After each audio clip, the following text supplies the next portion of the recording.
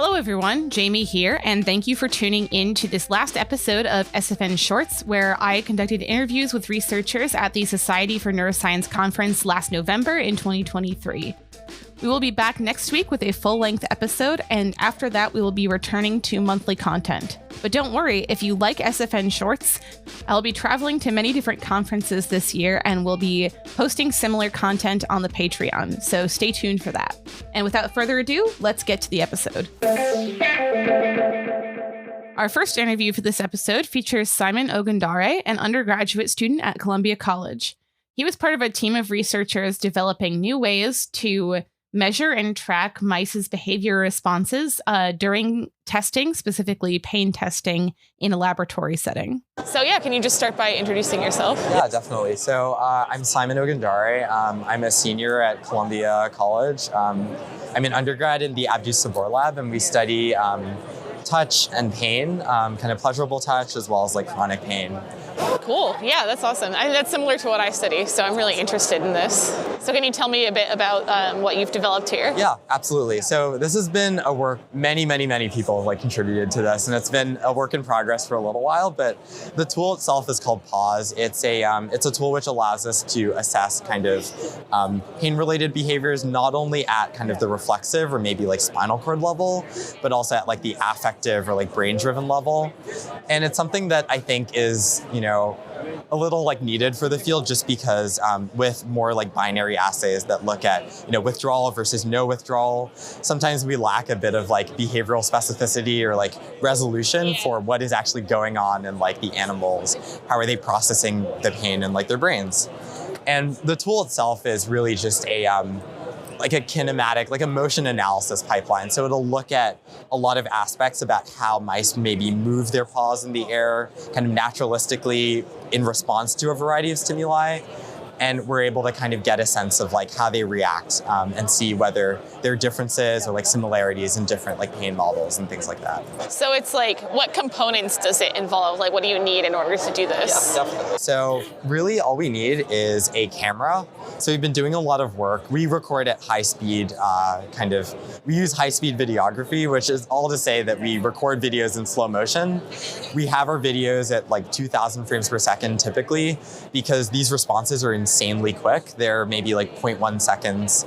And because of that, it's so necessary to be able to like resolve all the differences in their behavior. We kind of need to have access to that like sub-second scale. So typically we'll have a camera that's kind of like side-on recording an animal for that purpose. And we'll also need a set of stimuli. So usually we'll stick with things that are non-painful and then some things that are painful. Typically those are like more static things. So like a cotton swab or like I forget what it's called, like an eyeshadow brush. And then more like kind of like noxious stimuli, like a pinprick. And we're able to kind of essentially just stimulate the paw and record how they move in the air and get a sense of like, what is going on? Like, how does that give us any indication into what's going on in like the mind of the animal? I guess so have you demonstrated what kinds of things, can you capture with this that you can't just capture with a binary withdrawal? Totally. So I can speak pretty broadly towards pain research. From my understanding, it's hard to fund it, I think, because one, it's pain research, and two, I think sometimes when you're developing drugs, it's so hard for them to effectively translate. Right. Even though mice are, I would say, like evolutionarily, like closer to humans and maybe other organisms, there's still a lot of things that they can't like tell us, right? Lots of things that we can't hear. So I think, especially when it comes to like drug development, like it's important to get a sense of like, what is like the entire like, sphere of behaviors that we're like looking for. And that's something that I think PAUSE can at least teach us a little bit more about than other tools. I would say like with the like withdrawal, like do they withdraw their paw, do they not? We're really getting a sense of, is say like pain being killed? Is this going to be an effective painkiller? But something that maybe we lack a bit of resolution for is, okay, well, what else is going on, right? It kills pain and what, right? Okay, yeah. So using this tool, it's something that we've used in the past to kind of evaluate, like say drugs and get a sense of at the behavioral level, maybe they're, as we're kind of seeing in this poster, and I guess to like describe, like there are particular areas that like their responses can inhabit. And this is like, to describe it, it's a bit of like an abstract, like pain to touch like subspace. And in order to have like a physical like visualization of, okay, where are these mice going, like with drug, without drug, like that could give hopefully like a good idea of maybe what's going on and what's making maybe a drug particularly hard to translate beyond the fact that, it kills pain or it doesn't. Right. You were saying earlier, which I thought was a really interesting observation, is that you were talking about, I think, a particular drug that didn't translate very well in people, that like when you administered it to these mice, they they weren't inhabiting the like pain abstract space, but they were inhabiting like some weird other space that wasn't like not pain either. Yeah. And I think like there's a big role that I think like these methods can take in terms of like learning those things. I mean, we use pause in addition to like some other tools in that paper. And I think from my understanding, we found that, the space that the mice kind of inhabited was not like a pre-pain state. It was kind of something different to that. So I think, methods like this and pause, I think, are important. I think it gives us a sense of maybe like it's not getting us directly to like the answers that we want of like, does this drug translate or not? But I think it gets us a little closer. But you can better identify drugs that might translate. Yeah, I think so. And I think the fact also that it's like, we've been developing it in the lab. It's like completely open source and like anyone can use it, like contribute to it. I think that's also played a role because, it's been incredible, like a great kind of project, lots of fun. That is really awesome. Thank you. Our next interview features Nitai Kiram, a researcher at Neuroscience Therapeutics. His research focuses on studying new biomarkers for a neurodegenerative disease called ALS or Lou Gehrig's disease, and also studying new drug combinations to treat this disease. So if you could just start out by introducing yourself. Yeah, so my name is Nitai Kiram. I work at Neuroscience Therapeutics. We're a drug development biotech company working on developing combination therapy for neurodegenerative diseases. So mainly ALS, as I'm going to present in the poster, but we also have an Alzheimer's pipeline and a Parkinson's disease pipeline. So basically, ALS is still a highly unmet need. And today we only have approved monotherapies, and they're not sufficient. And due to the complexity and the heterogeneity of the disease, we figured that a combination therapy would be more adequate. The first challenge would be to find these drugs that we're going to combine. So we came to a conclusion that these two FDA-approved drugs are the right ones for us. Celecoxib, which is a COX-2 inhibitor, it's an NSAID. And ciprofloxacin, which is an antibiotic from the fluoroquinolone family. The first challenge is pharmacokinetics and pharmacodynamics. We had a rodent study in which we gave mice either an injection of ciprofloxacin or a combination of ciprofloxacin and celecoxib, which is our IP. We call it Prime C. And we saw that when we gave them the combination, the concentration of ciprofloxacin in the mouse brain was significantly elevated compared to ciprofloxacin alone. So this was promising, led us to a human pharmacokinetic study, which also showed synergism between the two drugs. So they kind of help each other get into the brain somehow. Yeah. Can I quickly back up and ask, so like, why did you choose an antibiotic and NSAID to treat ALS? Like, what's the rationale there? So a lot of literature reviews. The field today is looking at repurposed drugs a lot of times, and a lot of times you might find drugs that are adequate for a specific disease to be adequate also for another one. So it's mostly like very vast literature review, and at a certain point we just said, why not try it?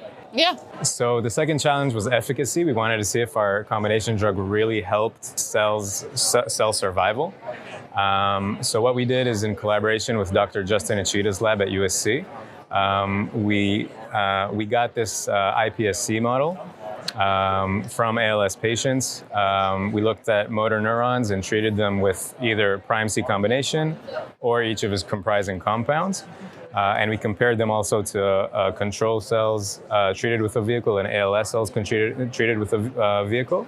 And what we see here in purple is the survival curve of the prime C treated cells. They survived as well as the control cells, which was really promising. This was significantly higher than each of the comprising compounds alone and ALS control vehicle. So this was very promising. In another non-sponsored study by Dr. Ichida's lab at USC, he compared different compounds for treating ALS. Okay. And it showed that both approved and investigational, and it showed that our prime C combination performed among the best as to hazard ratio, which means that the lower the hazard ratio, the less the cells die. Okay. So that's what our combination showed.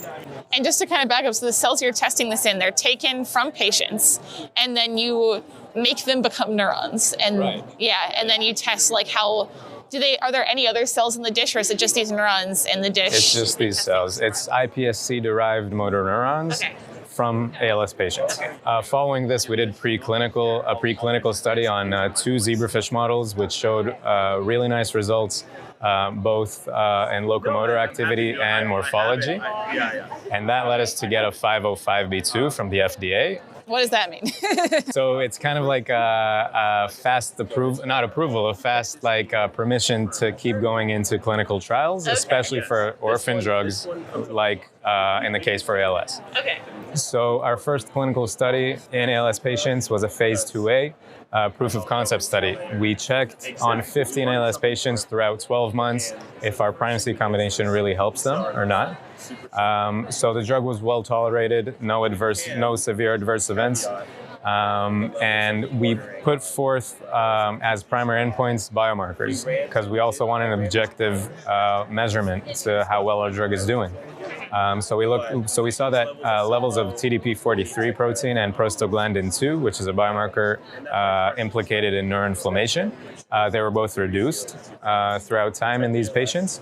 As well as clinical outcomes, which were respiratory outcomes, ALS-FRSR, and forced vital capacity, which showed a halting of deterioration of these patients. Okay. So this was super promising, and that led us to Paradigm, which is our current phase 2B clinical trial. It's multinational from a few sites. 69 patients received our prime C combination in a 2-to-1 ratio, which means that for every 2 patients that receive the drug, 1 patient received a placebo. And we just finished this phase of the study. We just finished the 6 months double-blind phase. 96% of the patients chose to move on to the open label extension, which means that for another 12 months, they're going to receive the drug, all of them. A lot of people are talking about biomarkers as the next thing, as an objective measure, not a clinical measure. Clinical in the terms of respiratory tests or stuff like that, or questionnaires. So we're really putting our foot down in this matter and putting TDP-43 and prostaglandin 2 biomarkers as primary endpoints for our study, which is brave, but we're optimistic. Our secondary efficacy outcomes are the respiratory outcomes and the questionnaires. So we're crossing our fingers to get a clinical readout in a few weeks, and crossing our fingers that it'll be positive. Right, yeah. By the way, I didn't mention we're taking the measurements via plasma and not some invasive CSF type of measurement, which is very important to our patients. So in this part of the study, we're collaborating with many companies, many academic labs. We work with Biogen on neurofilament light biomarker as an exploratory endpoint. Neurofilament light is a biomarker for neurodegeneration. We're looking at microRNAs with Professor Noam Shomron from Tel Aviv University. And in general, we just want to learn more about the disease. We want to learn more about what our patients and what they need, and actually our combination therapies mode of action, because that'll also help us understand the disease better. So we're very open to new collaborations. We're looking forward for our readout and for our phase 3. Yeah, and also for our other pipeline, other indications down the pipeline, Alzheimer's, Parkinson's. And so I had a question about the patients you're recruiting. Do these patients have a particular subtype of ALS or just like all ALS patients? Right, so we do have strict inclusion criteria. We have both bulbar and non-bulbar site of onset patients. We have C9 patients and we have sporadic patients. Most of them are obviously sporadic. Most of them are not bulbar. But once we get the readout, we're going to stratify by that and look at subgroups, subgroup analysis by that, because obviously it's very important. Yeah, thank you so much. Thank you for agreeing to be recorded for this. Yeah. Our final interview features Dr. Siwan Rao, an assistant professor at Binghamton University. She is part of a research group studying glaucoma, investigating new ways to study glaucoma in mice and new ways to detect glaucoma early in humans. But first, can you introduce yourself? Okay, my name is Siyuan Rao. I'm an assistant professor in biomedical engineering department in Binghamton University.